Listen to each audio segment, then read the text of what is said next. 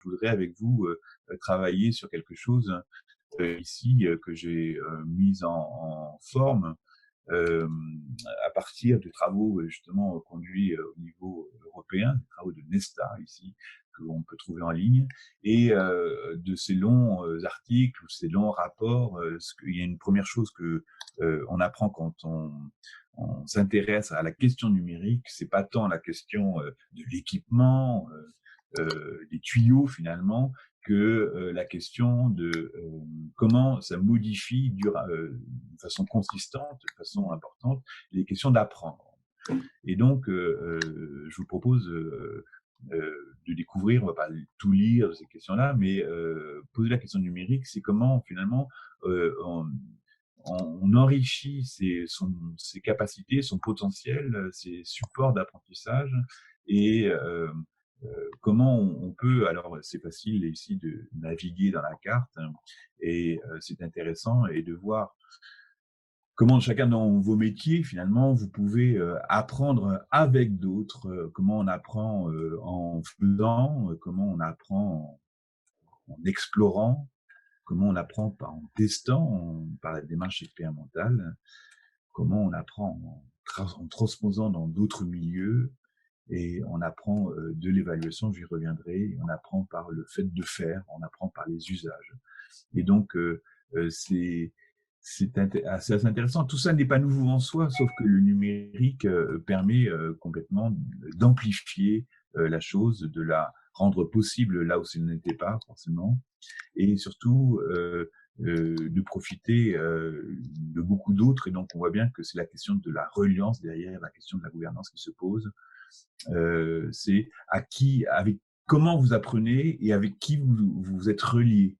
Et donc, ce sont ces questions très ouvertes, parce que je n'ai pas la réponse, et donc c'est à vous chacun de répondre. Et donc, dans votre groupe, ça serait dire avec comment vous apprenez finalement, qu'est-ce que vous privilégiez comme circuit d'apprentissage, et dans votre exercice de la gouvernance, qu'est-ce que vous pouvez privilégier, ou qu'est-ce que vous pouvez tester en plus, justement, et que le numérique rend beaucoup plus facile qu'on l'avait précédemment.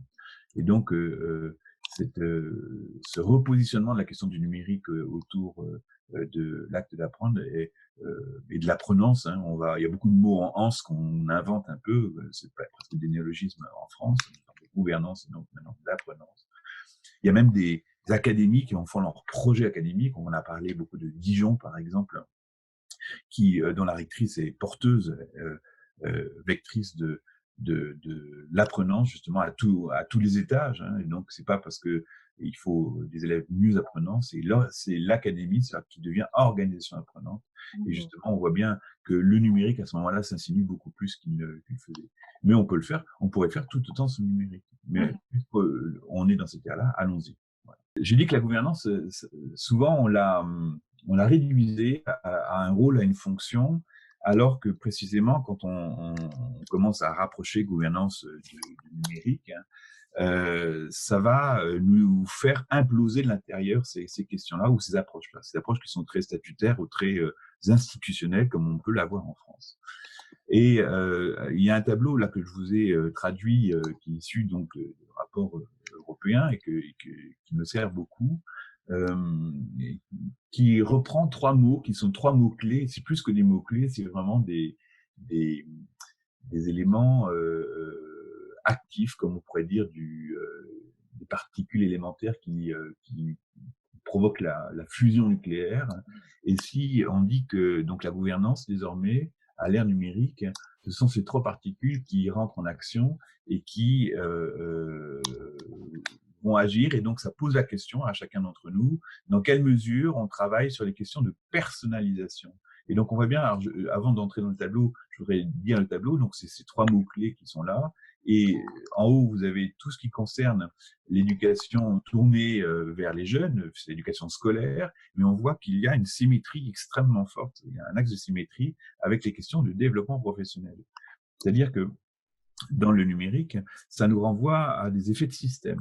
C'est-à-dire que on peut pas tout changer à la base sans rien changer vers le haut. Donc il y a des effets miroirs qui sont terribles, qui demandent beaucoup plus de cohérence qu'on avait jusqu'à présent. En gros, on pouvait être extrêmement libre dans ces classes et surtout que rien ne change par ailleurs. Et donc, souvent d'ailleurs, historiquement, quand on a demandé à travailler sur les questions d'innovation, par exemple, dans l'école, c'était finalement une affaire des profs parce que rien ne pouvait ou ne devait changer par ailleurs. Donc, innove dans ta classe, mais ne touche pas un emploi du temps, ne touche pas surtout les statuts, les fonctions, etc. Ben, quand on commence à travailler sur le numérique, on fait sauter des verrous, hein. L'organisation du travail, c'est du temps, c'est des lieux, et puis c'est aussi le fait que maintenant, chacun, et ça, on va le voir très vite le voir sur ces 3 mots, chacun est une personne. C'est-à-dire qu'un compte, c'est très démocratique finalement d'une certaine manière. Chaque personne a une possibilité d'interagir, de parler, de contribuer, dans le respect évidemment de la nette étiquette, hein, mais regardez ce qui se passe dans les réseaux sociaux. Le puissant peut interpeller le faible et inversement. Donc il y a une dimension de personnalisation extrêmement forte, beaucoup plus que on ne l'avait jusqu'à présent. Ça bat en brèche complètement une institution comme publique comme la nôtre, hein, qui était construite sur l'indifférenciation et l'impersonnalisation, c'est-à-dire que chaque fonctionnaire devait être euh, euh, s'effacer et effacer sa personne devant euh, ce qu'il était. Il représentait à la fois l'État et il était absolument changeable, enfin comment dire, échangeable d'un poste à un autre. Il y avait une certaine impersonnalité, une certaine invisibilité de la personne. Euh, Dès lors qu'on travaille sur les numériques, eh ben, même avant le numérique, on s'aperçoit que même les postiers, vous savez, ils devaient avoir leur nom et leur prénom. Donc on voit bien que le portage finalement par la personne est assez importante. Et de la même façon qu'on doit le faire avec les élèves, on doit connaître nos élèves et un peu plus que des éléments scolaires, mais des éléments biographiques. Et ben, la personnalisation numérique renvoie à qu'est-ce que vous connaissez finalement des gens avec qui vous travaillez. Et qu'est-ce que vous connaissez de ce qu'ils sont, de ce qu'ils font, etc. Et d'une certaine manière, on peut même dire que dans la gouvernance que vous mettez en place, vous serez expert si vous êtes capable de me restituer des éléments quasiment biographiques des personnes avec qui vous travaillez.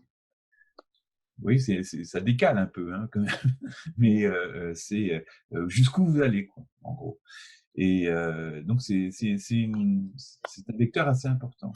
Et puis, les deux autres sont tout aussi agissants, hein, ils sont en système, ils ne sont pas séparés.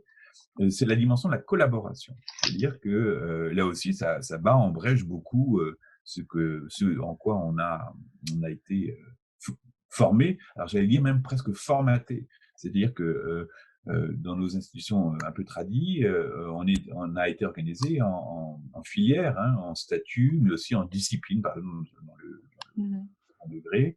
Et donc, chacun se disant donc spécifique par rapport à un autre. Et donc, quand bien même il y avait des invitations à travailler en équipe, tout était fait pour qu'on reste dans une boîte à œufs, hein. C'est l'image qui a été donnée souvent par des sociologues pour restituer la vie dans un établissement scolaire, hein. La boîte à œufs, c'est fait que tous les éléments sont intéressants. Un œuf est intéressant en lui-même, mais tout est fait dans l'organisation du travail pour surtout il ne se rencontre pas. Et de regarder comment est foutu un emploi du temps dans un très gros établissement, il est possible qu'on ne se rencontre jamais. Rien n'est fait pour collaborer physiquement parlant, et donc le numérique en cela est disruptif, hein, c'est-à-dire que finalement il rend possible, donc on branche des tuyaux, mais c'est pas on est tellement habitué, vous savez, hein, c'est un peu comme les poissons, on est tellement habitué à être dans un cadre que c'est pas parce qu'on change de cadre que les pratiques changent. Voilà. Donc la collaboration est importante. En tout cas, elle devient réelle. On s'aperçoit que les pratiques sociales sont en train de bouger. Regardez-vous, Marie-Jeanne ou Viviane, quand vous choisissez une destination, un hôtel ou un restaurant, regardez ce que vous faites et comment, et quelle est votre prise de décision, comment vous l'éclairez. Et donc, je pense que vous êtes comme moi, donc Marie-Jeanne, on regarde souvent les avis, on regarde finalement comment la communauté a collaboré, a échangé de l'information, et éclairer sa prise de décision. C'est vous qui prenez, mais en même temps, vous appuyez sur une expertise qui a été donnée par un collectif, quel qu'il soit. Et donc, c'est assez intéressant que socialement, on valide ces usages, et qu'est-ce qu'on en fait au niveau professionnel. Voilà. Donc, on a vraiment là, on est sur un gap important. Pourquoi dans la société telle qu'on la vit, telle qu'on la transforme, et nous sommes acteurs de cela, on le ferait, et pourquoi dans nos vies professionnelles, on fait un barrage, et on est. C'est des tensions qui sont importantes, et c'est même des dilemmes importants. Faut-il résister ou pas à ces questions-là?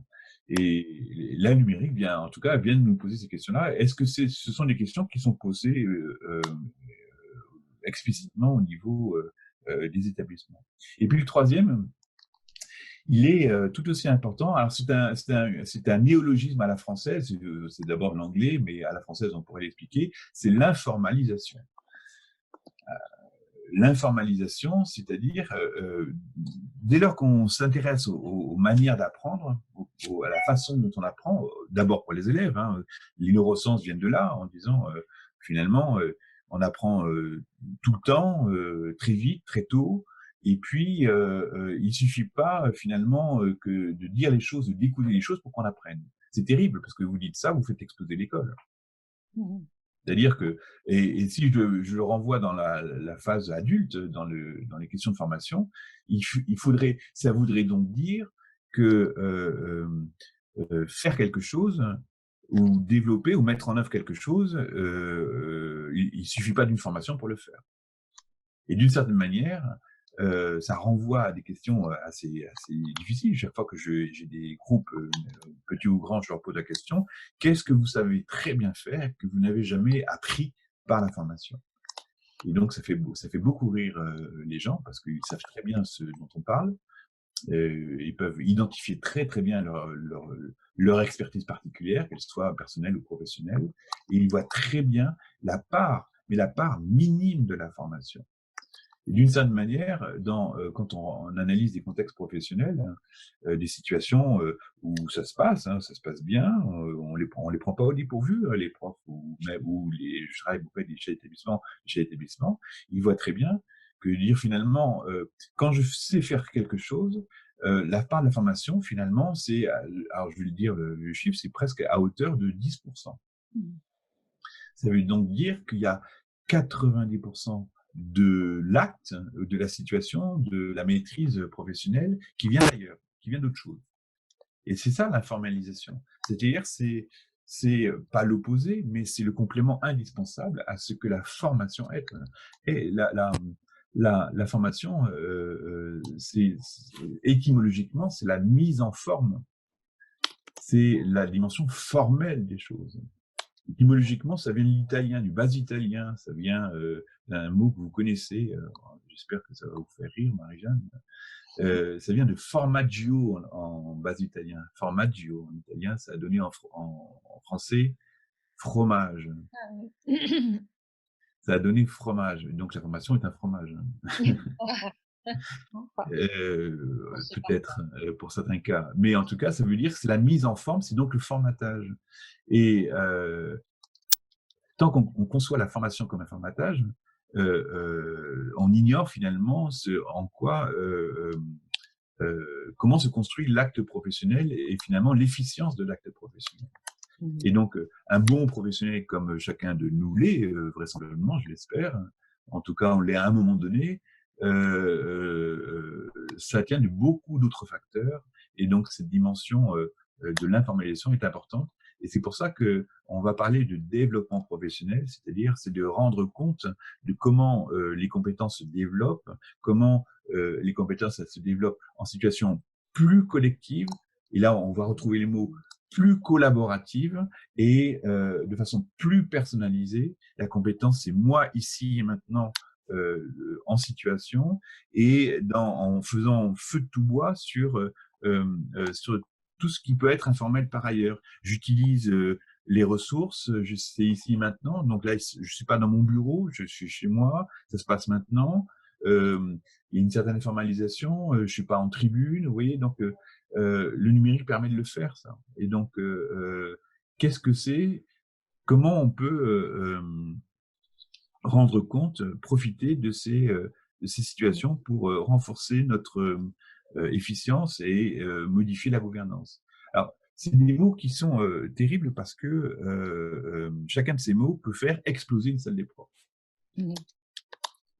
C'est terrible parce que on voit très bien que le numérique fait bat en brèche, mais ça on le sait depuis longtemps, les cliniciens du travail le savent, les psychiatres le savent, les médecins le savent, d'autres professionnels d'autres métiers le disent bien, c'est l'abaissement de la sphère publique-privée. C'est le fait que ça peut être partout et tout le temps. Mais ça, on voit bien que c'est un travail qu'il faut faire avec ensemble, en discuter. C'est pas parce que maintenant je vous envoie un mail à 23h que vous êtes obligé de le lire à 23h. Mmh. Donc c'est intéressant c'est un rapport entre vous et le travail, si vous voulez. Et ça, on peut tout à fait en parler de façon plus professionnelle, mais il faut en parler. Dans les recherches qu'ont fait des sociologues anglo-saxons, ils parlaient justement de ce rapport bizarre que les enseignants, et pas que les enseignants, que des métiers comme les ingénieurs, comme les docteurs, comme les journalistes, comme les avocats entretenaient avec leur propre travail. Ils parlaient des knowledge workers, c'est-à-dire des travailleurs du savoir. Et donc, en gros, pour le faire simple, les travailleurs du savoir, ce sont des gens qui ne lâchent pas l'affaire. Il n'y a pas un temps du travail, il n'y a pas un temps du loisir. Ça, c'est des travails postés. Ils le sont, on va dire, une secrétaire, un ouvrier sont postés, et donc il y a un temps de travail reconnu, ils pointent, etc. Dans les knowledge workers, dans les travailleurs du savoir que nous sommes ici, d'une certaine manière, on ne lâche pas l'affaire. Et on voit très bien, par exemple, comment les enseignants, quand ils sont en vacances, ne sont pas, entre guillemets, uniquement qu'en vacances. Mmh. Ils lâchent pas l'affaire, ils oublient pas leurs élèves, de la même façon que les chefs d'établissement, quand ils partent en vacances, physiquement en vacances, ils lâchent pas l'affaire. Il y a beaucoup de dossiers, et quand bien même il n'y a pas beaucoup de dossiers, il y a quelque chose qui rumine à l'intérieur et qui fait que tout ce qu'on va faire, tout ce qu'on va lire, tout ce qu'on va voir comme musée, etc., a un rapport d'une certaine manière Mmh. avec le travail. Le numérique le permet, ça. Et donc, la dimension des réseaux sociaux, on le voit bien ici sur l'aspect collaboratif, le fait qu'il y ait des communautés professionnelles d'apprentissage, le fait qu'il y ait des, des communautés pédagogiques hein, sur ces questions-là, fait que ça fonctionne bien. Hein. Et donc, moi, j'ai initié ça en France sur les réseaux d'échange de savoir professionnel. Ça s'est appelé expérimentalement le réseau Respire. Vous voyez, respirer, ça veut dire quelque chose. Hein.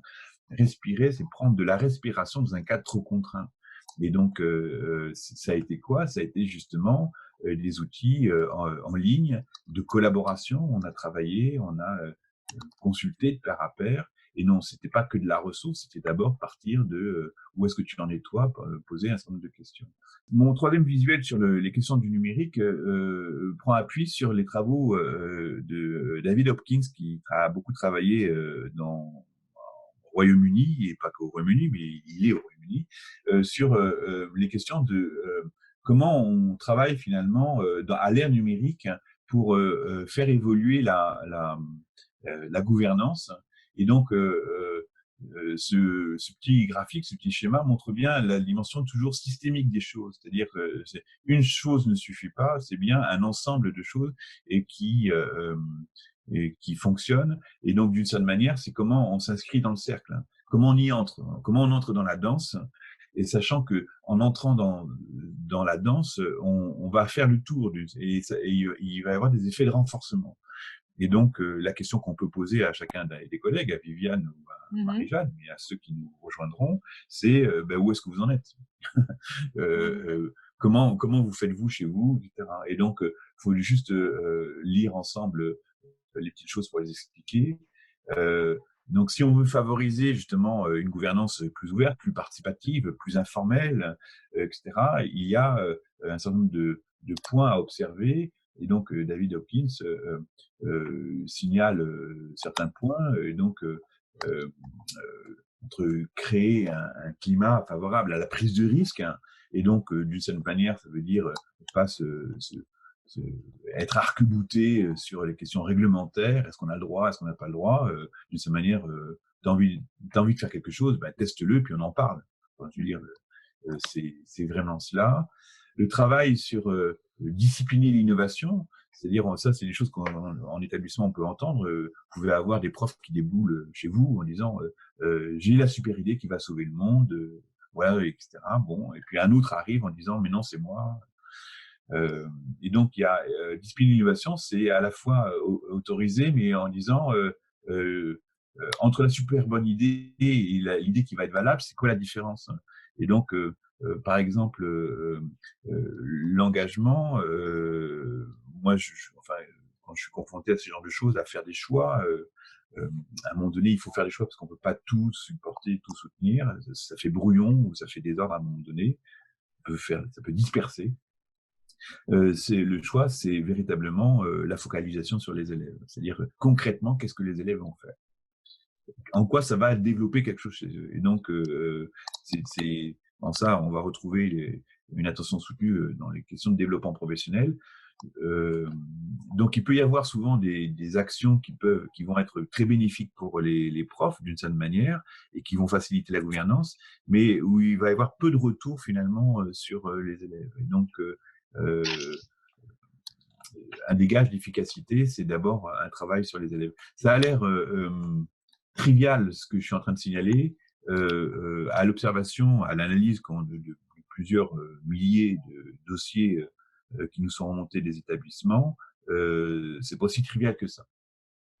Ça existe et donc il faut, dans le local, s'en préoccuper.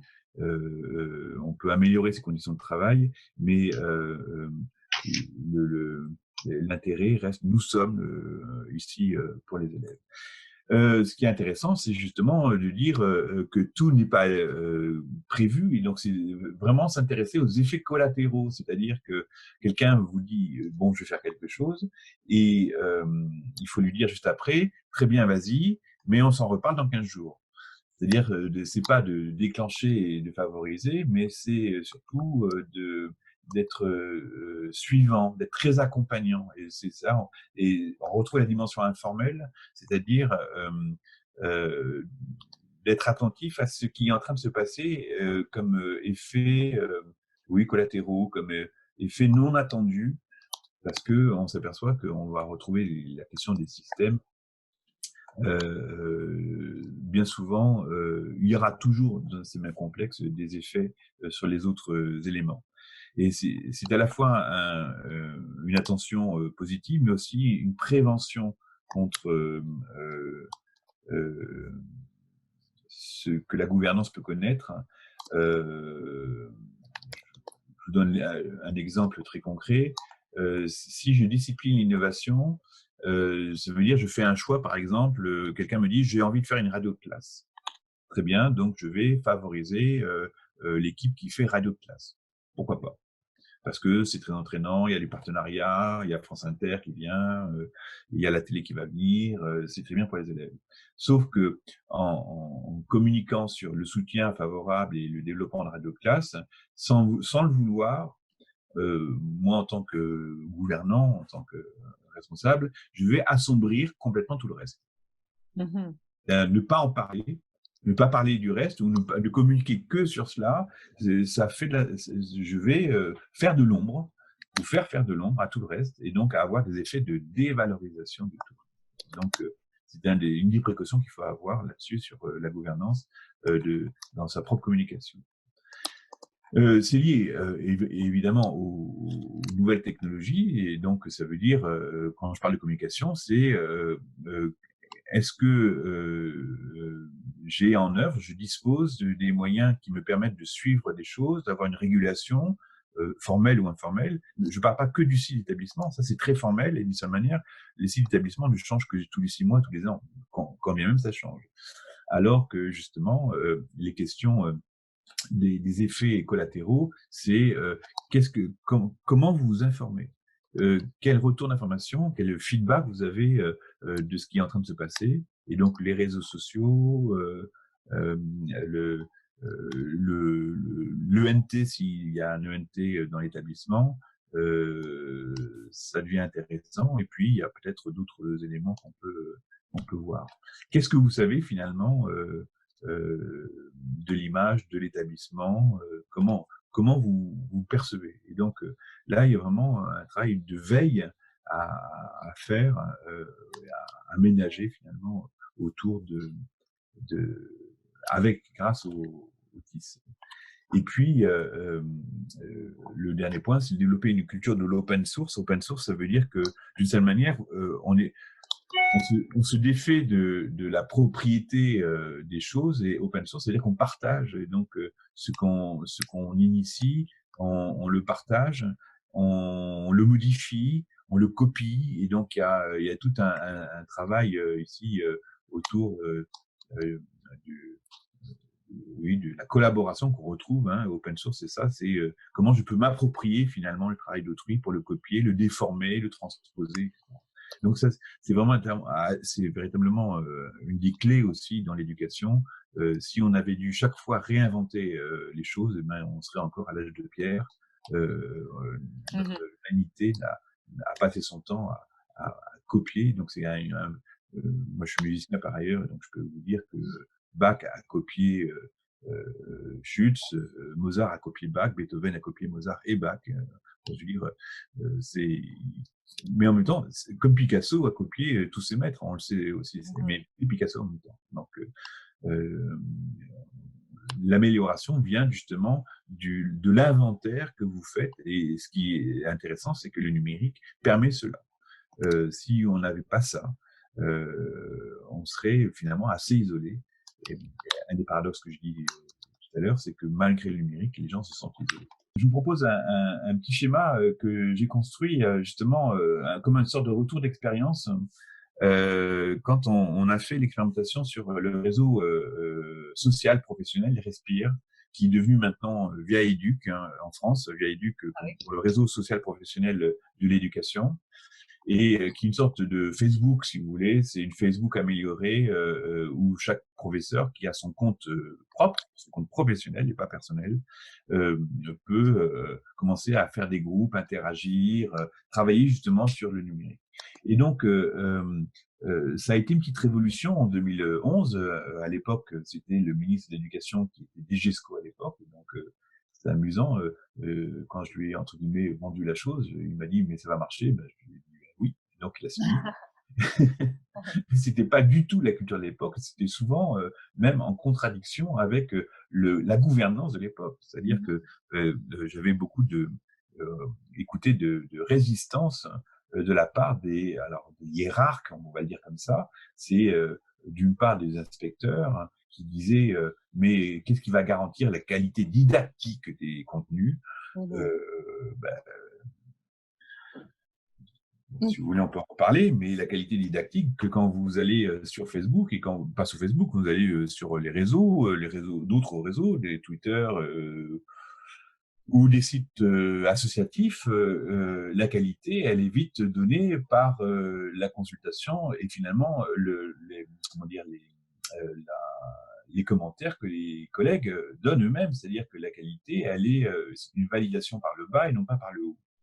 Donc ça, déjà, ça commençait à grincer.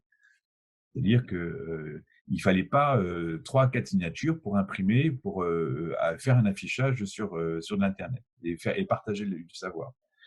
Bon, par l'expérience, 3 ans plus tard, on avait des centaines ou des milliers de contributions. On n'a jamais eu aucun problème de qualité. Aucune dérive, je veux dire n'importe quoi, sectaire, sexuelle, sur les questions. C'était plutôt des ressources de bonnes, si c'était même quelquefois de très bonne qualité.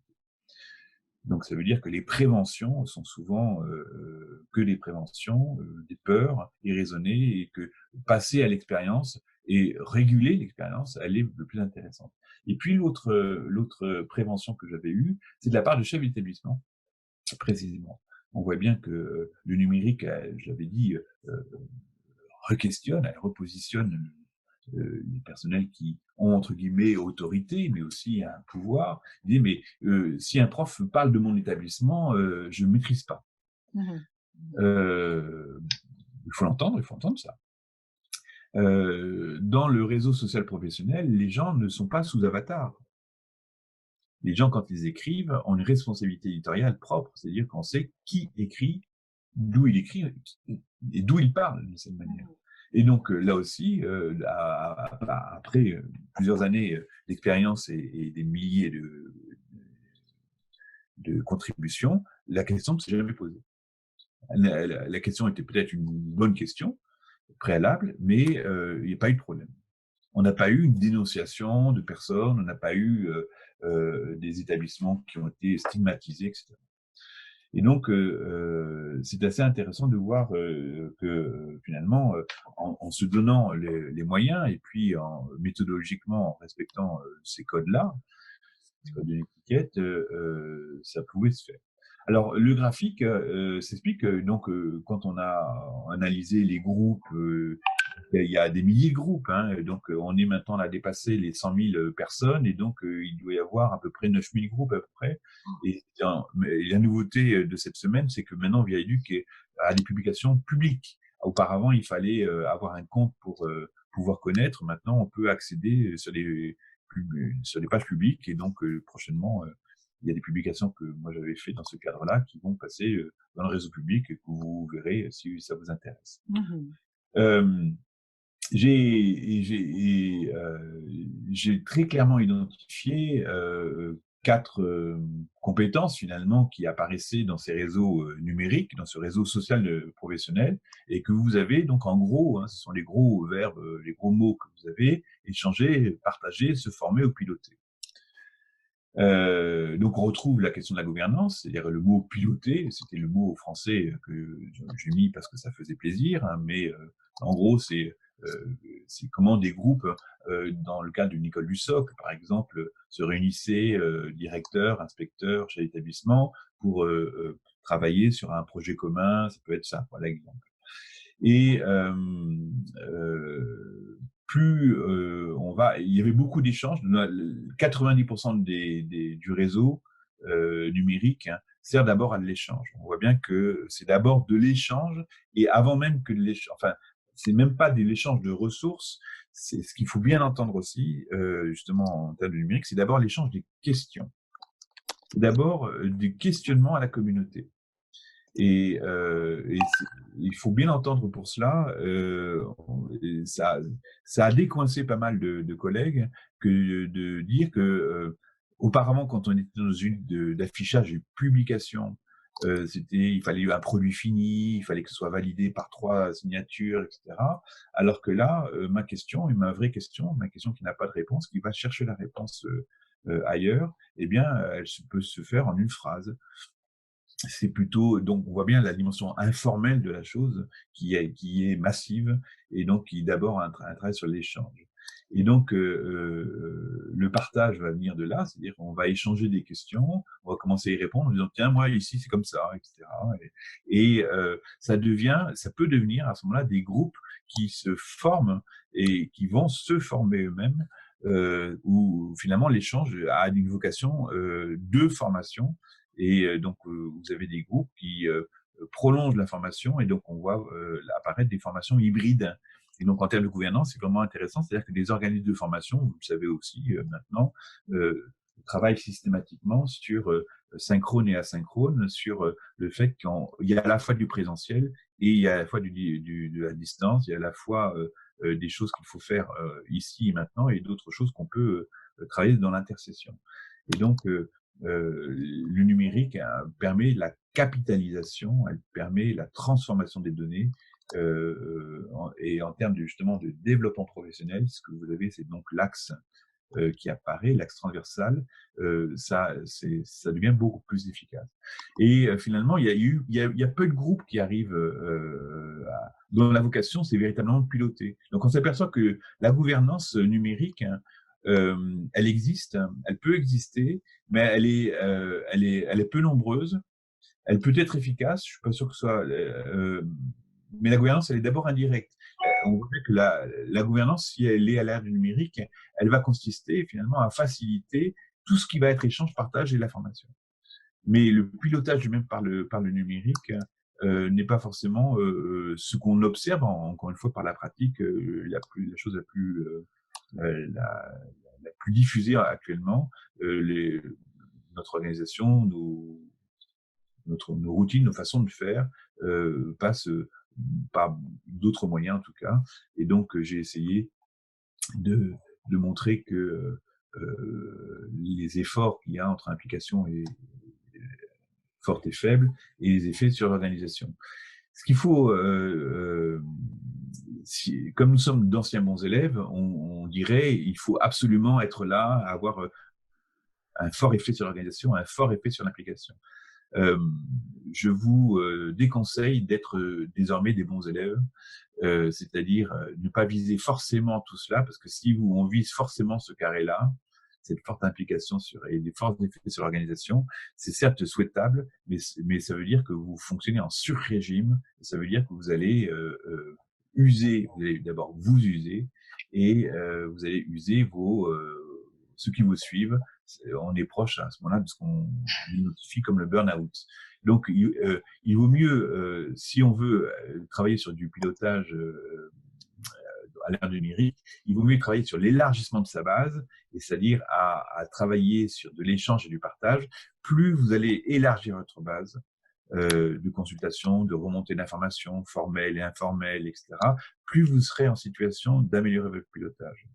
Et donc, il faut non pas développer le niveau du haut, qui sera toujours là, il y aura toujours des pilotes dans l'avion, on l'espère, mais il faut plutôt travailler sur un peu plus d'implication, un peu plus d'engagement dans le développement professionnel et dans l'échange de partage.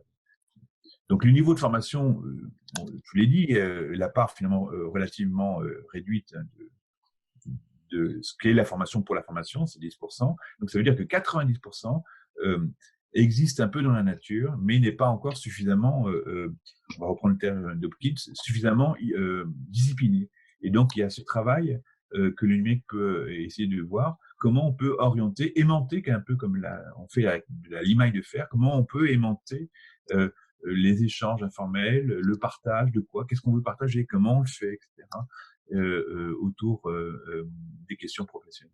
La première des choses, c'est de revenir à une définition, et je l'ai volontairement laissé en anglais, parce que le terme de gouvernance, derrière, c'est le terme de leadership que je choisis, plutôt que direction ou pilotage. Je vais choisir le terme de leadership scolaire, et leadership scolaire plutôt partagé. Et donc, j'en reprends une définition qui a été donnée lors d'un colloque qu'on avait organisé à Lyon en 2011. Et j'ai pris cette photo volée qui donne justement ce qui nous intéresse et qui montre comment on va insister sur le processus et non pas sur les personnes.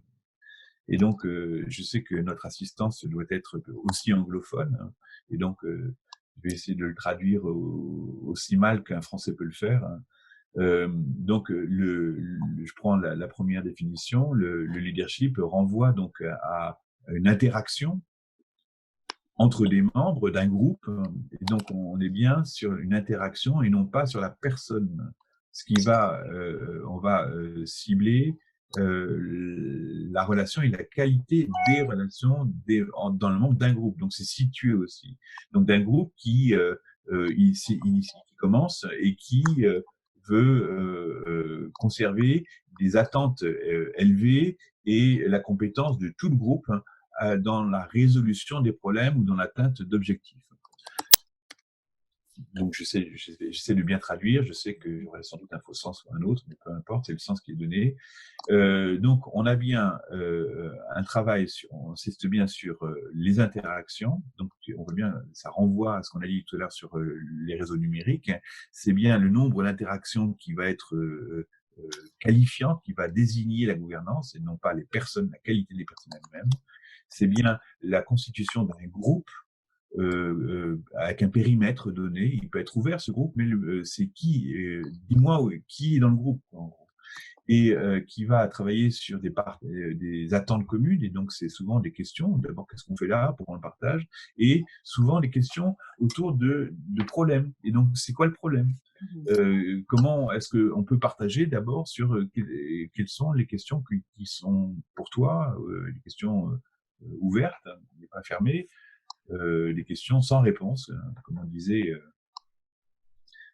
c'est un écrivain français qui s'appelle Maurice Blanchot, qui, qui a une phrase admirable. Il dit la réponse est le malheur de la question. Donc, peut-être que le leadership scolaire, c'est de travailler non pas à la réponse à des questions, mais de travailler la question pour la question, de faire travailler les autres sur la recherche, sur l'enquête. On va retrouver ces questions d'enquête, hein, sur l'enquête patiente, collaborative, informelle et formelle, à un certain nombre de questions qui seront jamais finalement bien, bien résolues. La question de qu'est-ce qui fait réussir des élèves, euh, c'est une vraie question. Comment on apprend, ça reste une vraie question. Quand vous entendez les experts, justement, que ce soit les neurosciences ou des philosophes, etc., ils n'ont même pas de réponse. D'ailleurs, les vrais chercheurs vous disent, écoutez, moi, j'ai pas de message direct à donner aux enseignants. Ils savent des choses, mais leur propre expertise les empêche de dire, ben, écoutez, ça reste pour nous une question. Ça, Hubert Reeves, quand il parle d'astronomie, il dit je sais quelque chose de l'univers, mais il y a 90% de la matière que je ne connais pas. Donc ça reste une question. Donc on voit bien que ce qui va faire engager finalement un collectif dans son travail, et c'est comment on partage les questions. Donc vous voyez bien le rôle du numérique dans ces questions-là, c'est-à-dire de prendre la question, de capitaliser ces questions et de savoir comment on y va progressivement. Atteindre les buts, oui, ben, l'éducation, elle n'a pas changé de but depuis 200 ans à peu près. C'est développer l'autonomie des élèves et la meilleure réussite des élèves. Je ne peux pas aller plus loin que ça parce que l'éducation, en ce moment, elle connaît des changements de finalité. Hein. Est-ce qu'il faut faire réussir tous les élèves? Oui, quand on dit les élèves, ça arrange tout le monde. Mais si on dit maintenant est-ce qu'il faut faire réussir tous les élèves, ça pose des questions, des drôles de questions. Ça pose des drôles de questions. D'autres pays, alors je vais parler de la Nouvelle-Zélande très, très vite, mais la Nouvelle-Zélande pose une seule question. Donc le gouvernement, hein, le gouvernement, l'équivalent du ministère de l'Éducation pose une seule question aux établissements. Comment vous soutenez les progrès et faites réussir tous les élèves? C'est la même question qui est posée à tous les établissements. C'est vrai que c'est une question qui est très ouverte. Et donc, les établissements passent leur temps, et tous les 3 ans, ils sont visités autour de cette question-là. Et donc, on va s'apercevoir que justement, les questions de gouvernance et du partage de rôles et responsabilités vont partir de cette question-là, par exemple. En France, on ne parle pas d'évaluation des établissements. On n'a pas posé ces questions des établissements. Si, il y a peut-être des réseaux d'éducation prioritaires à qui on a posé ça, mais les autres, moyens. Hein. Quand on parle de leadership scolaire, c'est pas le référentiel métier d'enseignant du chef d'établissement. C'est bien de cibler les relations et les actes professionnels et donc pas les personnes. C'est donc une organisation du travail. C'est bien aussi l'organisation d'un collectif dans son travail sur les questions de son travail et sur la dynamique qu'il entend enclencher.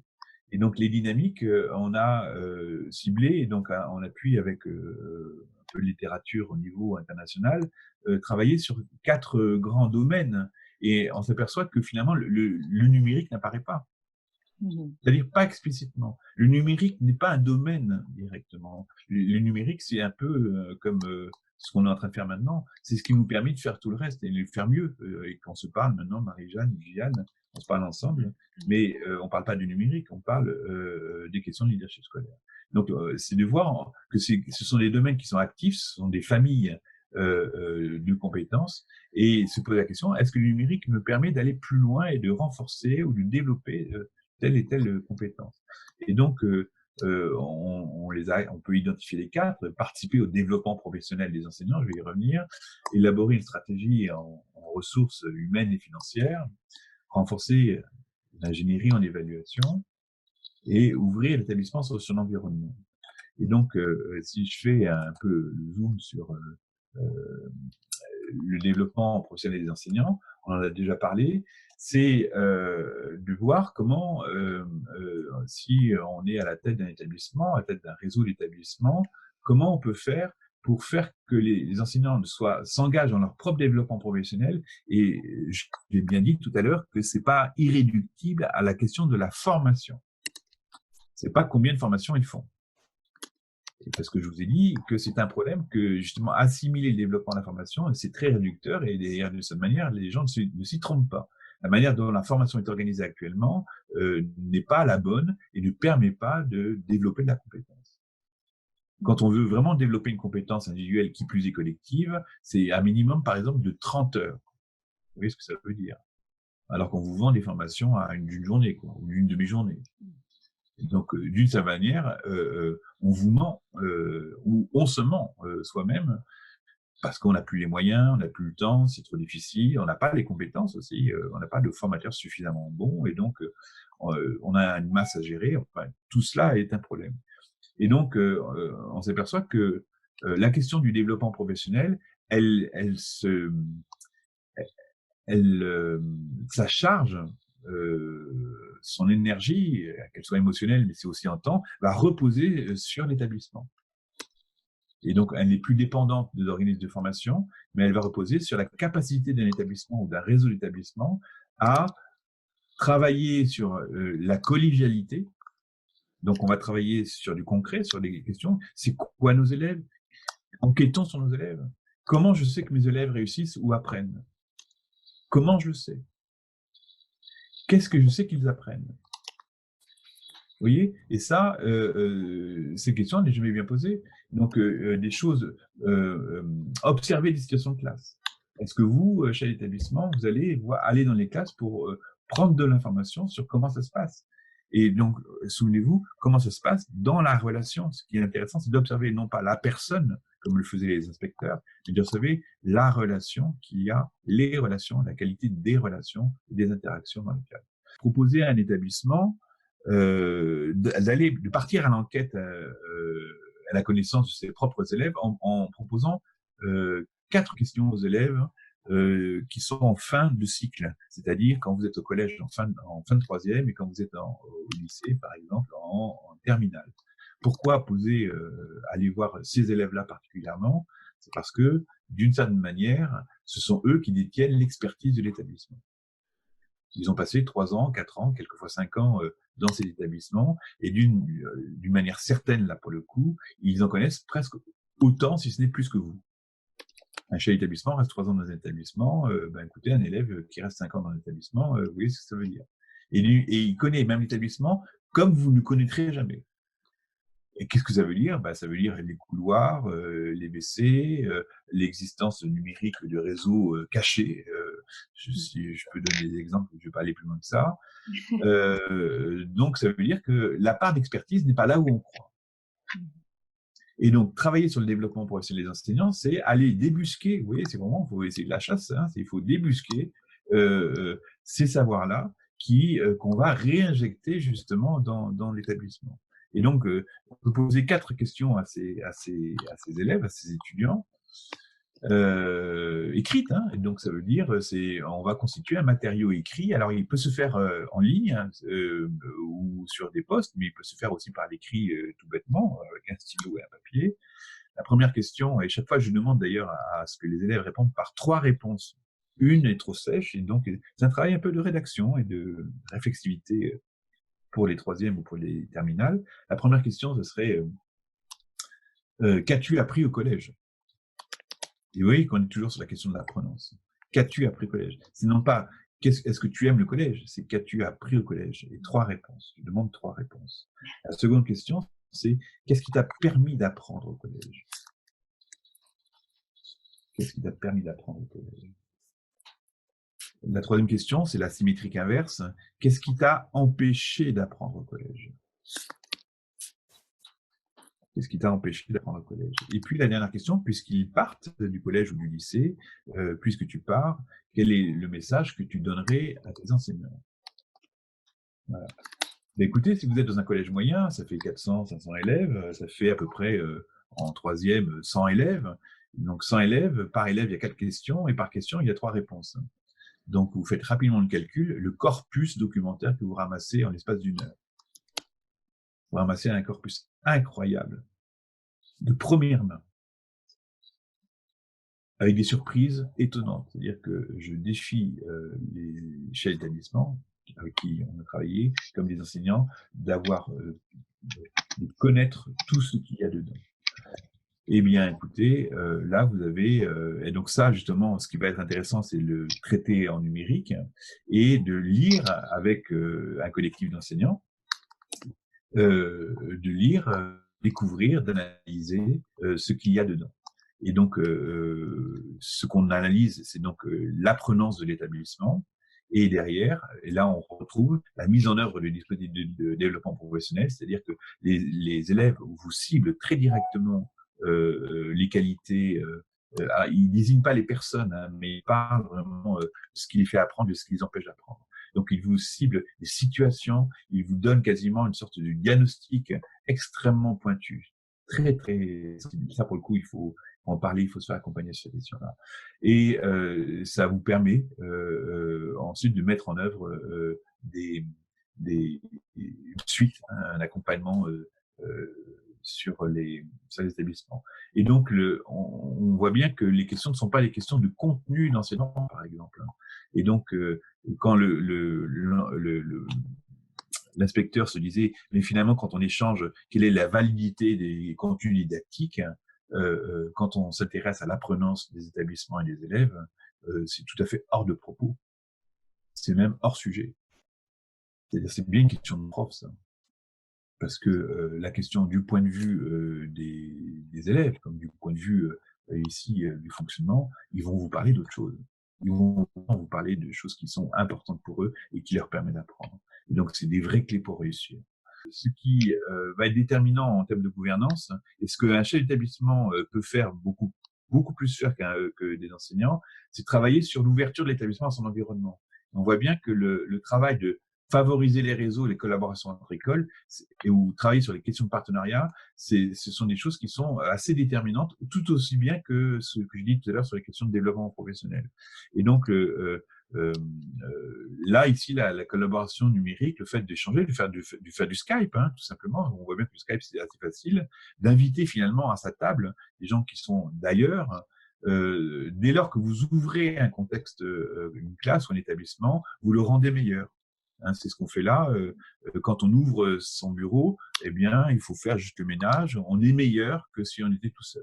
Voilà. Quand vous invitez quelqu'un à la maison, généralement, vous lui faites à manger et vous vous habillez un peu mieux que si vous étiez tout seul. Vous voyez bien que l'ouverture seule, déjà l'ouverture, de s'exposer, de rendre visible et lisible une situation est déjà un facteur d'amélioration. Et j'ai pas besoin d'être formé pour le faire.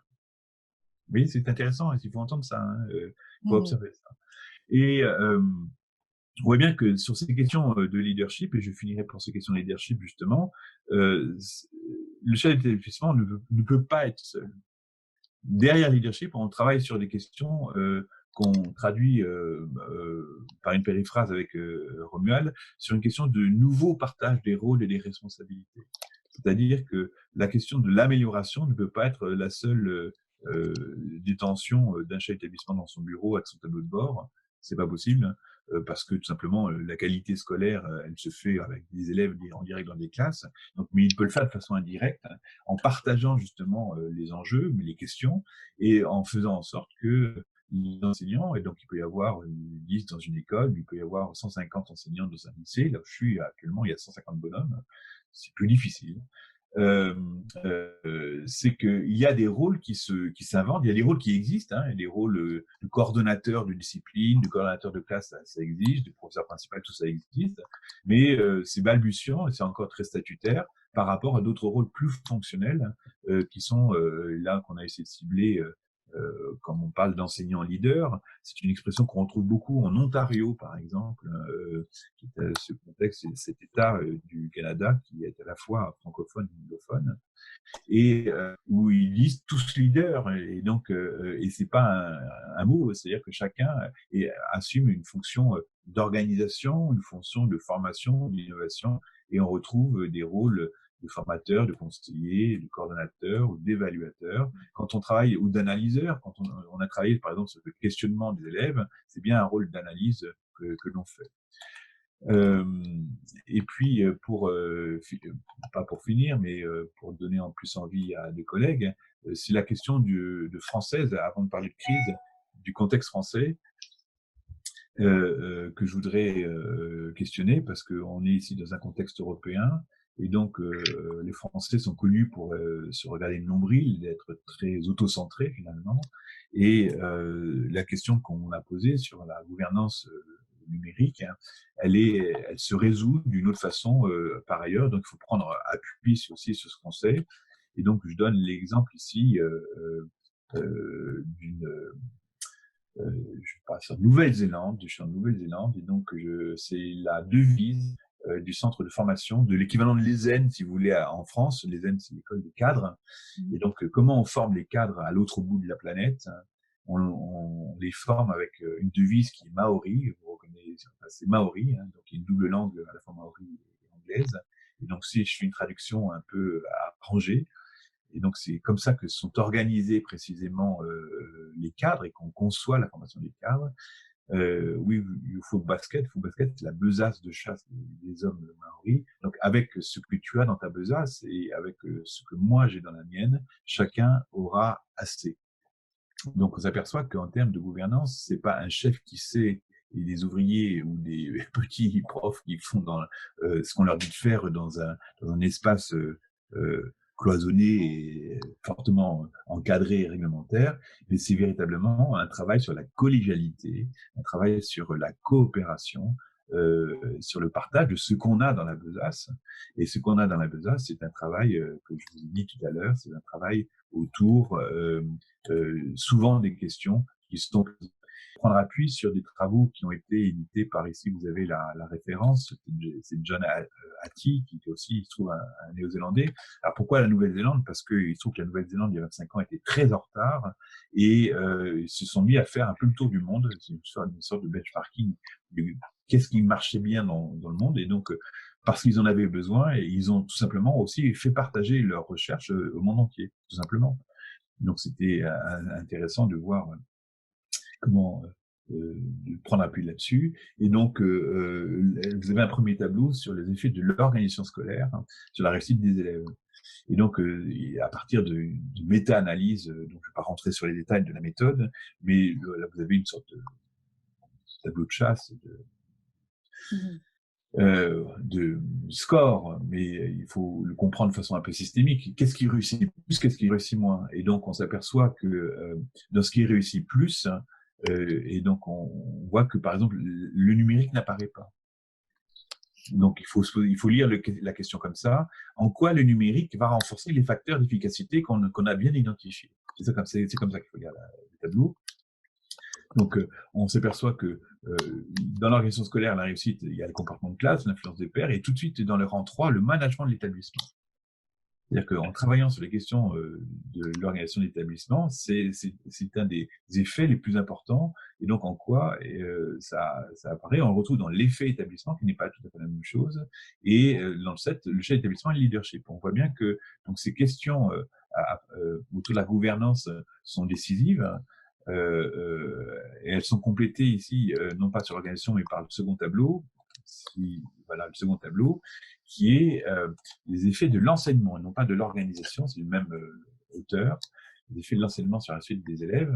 Et donc, si on s'intéresse, par exemple, sur les parties numériques, par exemple, si je regarde ici, dans toutes ces choses-là, s'il y a du numérique qui apparaît, je vois apparaître des choses plutôt dans le bas du tableau, les effets plutôt limités, c'est-à-dire que le numérique tel quel, le seul, ou les jeux de simulation, par exemple, ou l'enseignement assisté par ordinateur, tel quel, numérique pour le numérique, finalement, n'est pas la panacée et figure plutôt en bas du tableau. Et le numérique ne peut fonctionner que si il va solliciter des processus qui sont bien plus fins, bien plus importants. Et on s'aperçoit, par exemple, que c'est dans ce tableau-là, il faut bien se centrer dans ce tableau-là, les questions sur le feedback apporté aux élèves, les relations enseignants-élèves, et puis on va s'apercevoir très vite le développement professionnel des enseignants, c'est-à-dire comment les enseignants apprennent, vous voyez, je retourne au début de l'exercice ce soir, comment les enseignants apprennent d'eux-mêmes, par eux-mêmes, sur leurs élèves, et donc comment on met en œuvre, on résout des problèmes dans la classe et comment tout cela est partagé. Et on renvoie justement à ce partage des questions, à ces questions-là. Donc ce sont des choses qui sont identifiées comme étant décisives, qui sont les vraies clés du changement dans les systèmes scolaires et qui sont tout à fait apportées par la recherche internationale. Et si je voulais euh, un peu résumer la situation, si je fais un peu le profilage des écoles qu'on dit efficaces, alors c'est le terme un peu anglo-saxon, on parle d'efficient pédagogie, le terme en France est très, enfin, moins accepté, c'est un gros mot de parler d'efficacité, mais on parle d'école qui réussit mieux, etc. On a peur de cela parce qu'on a peur vraiment de l'évaluation tant qu'elle n'est pas organisée, et elle est peu organisée, en tout cas mal organisée. Donc on est très fort en numérique d'ailleurs pour travailler sur la remédiation. Il faut toujours remédier aux choses, alors qu'un des enjeux principaux, c'est d'abord la différenciation. Et très tôt, très très tôt. Et donc en quoi le numérique peut aider à la différenciation et non pas à la remédiation. Reconstruire, n'importe quel médecin, psychiatre disent que la reconstruction, elle ne se fait pas comme ça. Enfin, c'est pas. Et on peut aller très haut, construire des murs très élevés avec des trous. Les cathédrales, il y a des trous partout et ça va très haut. Donc il ne faut pas avoir des murs tout pleins. Il faut savoir se débrouiller et en tout cas essayer de travailler sur un des premiers points dont on ne parlera jamais, c'est ces questions sur l'éducabilité. Comment on fait? Il y a des manières de le faire, une manière de. J'ai connu une directrice d'école que j'ai accompagnée pendant quelques années et qui avait transformé son conseil des maîtres, ce qu'on appelle le conseil des maîtres, qui était un conseil qui se réunit régulièrement pour parler des choses de l'école, ou du PQ dans les toilettes. Et donc, elle a transformé ça en groupe de partage des doutes et des difficultés. Là, je retrouvais l'expression, le groupe de partage des doutes et des difficultés. C'était une école de la Goutte d'Or où les enseignants se faisaient tuer sur place parce que les difficultés étaient invraisemblables, avec un turnover très important. Et donc, soit on allait à la mort de l'école et des instituts, soit il fallait changer autre chose. Et parce que les questions qui étaient centrales, c'était justement comment on fait avec les gamins qui sont pas préparés, qui sont pas là, qui sont comme ils sont. Et donc, c'est parce qu'il y a eu une prise en charge au niveau de la gouvernance de ces situations, un partage des questions, des doutes et des difficultés, et un accompagnement directement de cette école collective, et non pas des personnes, mais c'est le collectif qui a pris en charge les doutes et les difficultés. En 2 ans, maintenant, l'école est une école attractive, où on se parle d'ailleurs comme ça. Dans l'école, où il y avait 300 élèves, mais on se parle comme ça. On se parle doucement. Alors que le collège à côté, c'est la guerre. C'est très étonnant. C'est très étonnant. Et on voit bien que la gouvernance a été décisive pour changer la chose. Et donc, c'est bien ça qui a été travaillé, ce sont ces éléments-là.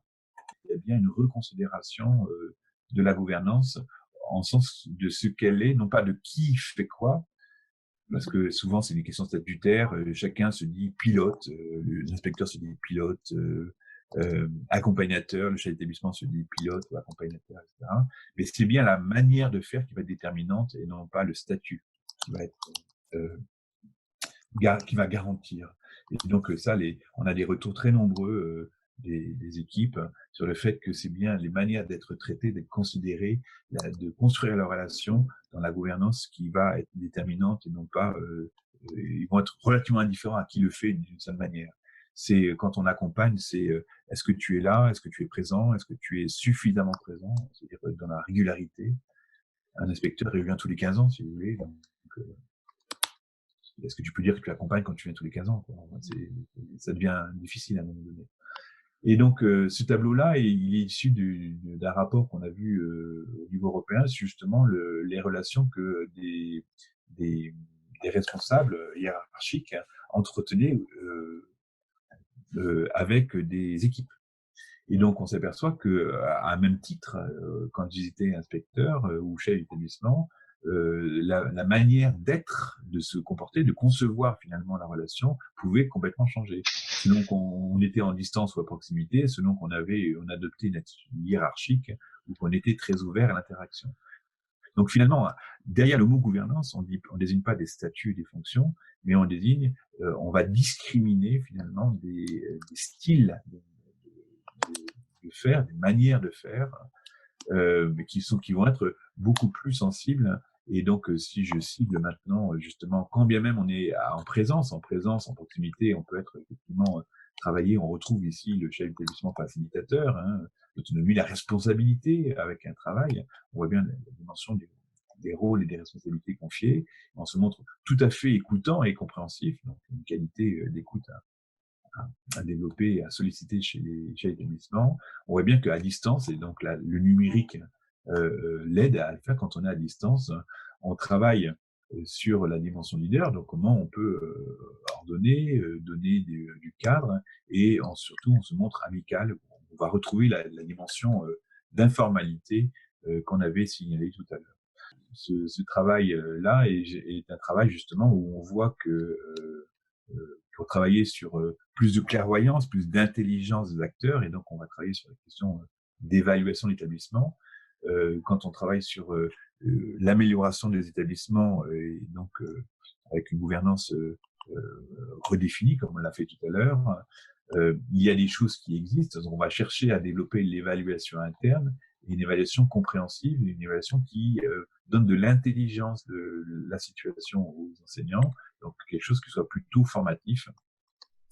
Donc on va travailler beaucoup plus sur des questions autour de l'auto-évaluation des établissements, et souvent on va l'associer ici à l'accompagnement, qu'on appelle ça avec Romuald en traduction libre, un ami critique, un critical friend. C'est-à-dire que c'est quelqu'un qui, de part en part, est votre interlocuteur avec qui vous pouvez parler à distance. Et donc, moi, j'utilise souvent justement le Skype, par exemple, pour même à distance, travailler avec des équipes ou un chef d'établissement sur le suivi de là où il en est.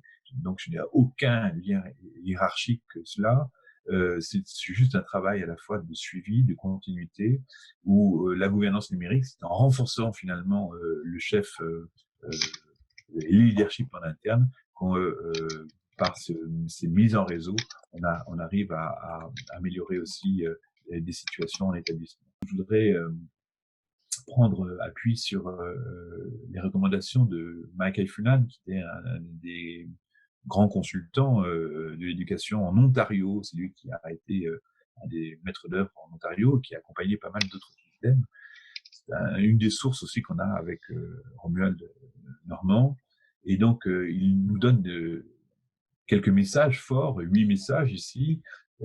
Et là où vous voyez bien aussi que la dimension numérique n'apparaît pas en tant que telle, mais chaque fois, il faut se voir la question en quoi le numérique favorise ces messages forts, parce que ce sont des leçons que Michael Fulan nous transmet, issues de son expérience, et que on essaye de comprendre et de vérifier dans le contexte européen. Et on voit bien que les questions on ne peut jamais préconiser à l'avance le changement, et donc on est plutôt sur le mode d'un voyage et non une planification. J'ai beaucoup parlé de régulation, de résolution, de partage de questions. Le numérique ne sert qu'à ça finalement, à avoir des points d'appui, du feedback suffisant, régulier, très informel, pour y voir plus clair. Et donc, c'est la différence entre un projet d'établissement qu'on demandait dans les années 80 et notre époque de 2018. Dans les années 80, on ne voyait pas clair, on pensait qu'il fallait écrire les choses pour que les choses se fassent. On a tous fait ça. À un moment donné, on avait des super projets d'établissement et des super objectifs, sauf qu'on ne parlait jamais de ce qui était important. Et je vous donne un exemple cruel.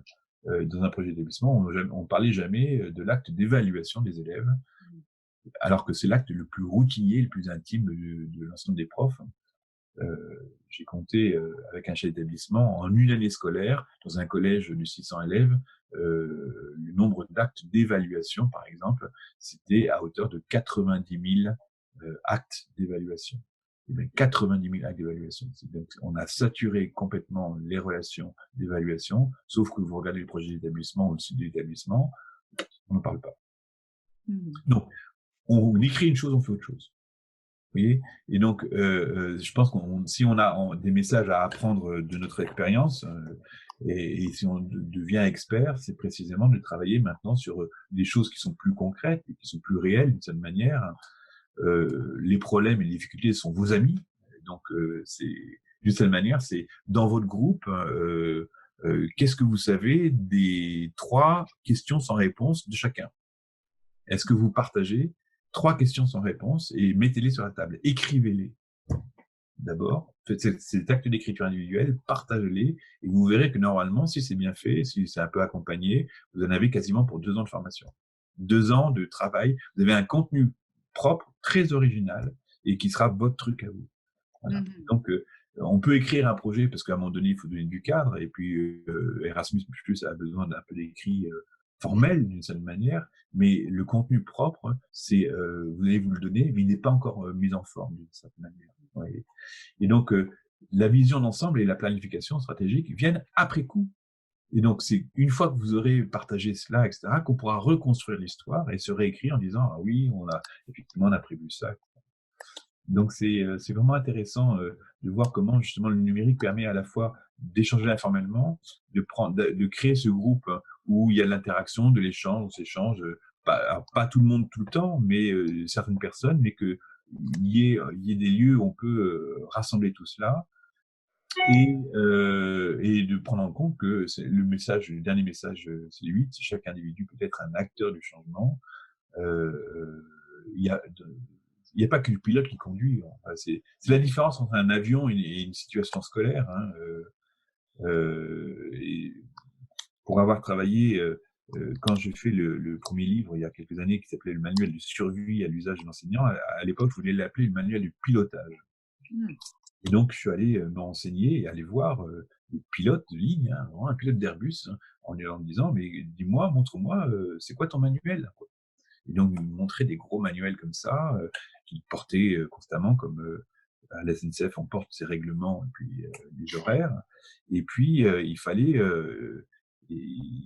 tout apprendre par cœur, des checklists, etc. Et puis, le pilote, il est absolument, comment dire, interchangeable. Jamais un équipage ne se constitue d'un vol à l'autre. Tout est orthonormé, etc. Et puis, ce qu'il disait, c'est qu'un bon pilote, c'est quoi? Il fait son plan de vol, il fait monter la charge dans l'avion, à la fois les passagers et le fret. Hein. Tout le monde s'attache, il décolle et il fait le voyage en pilote automatique souvent. Et après, il atterrit et tout se passe bien. Voilà. Ça, c'est un bon pilote. Bah, écoutez, je suis pas sûr que, quand on parle d'un établissement scolaire ou d'une classe, hein, le fait de faire son fret et que tout le monde s'attache et surtout que personne ne bouge, soit une bonne garantie de la qualité de l'école. Voilà, vous avez donc la limite du pilotage. Le mot pilote n'est pas forcément la meilleure des métaphores.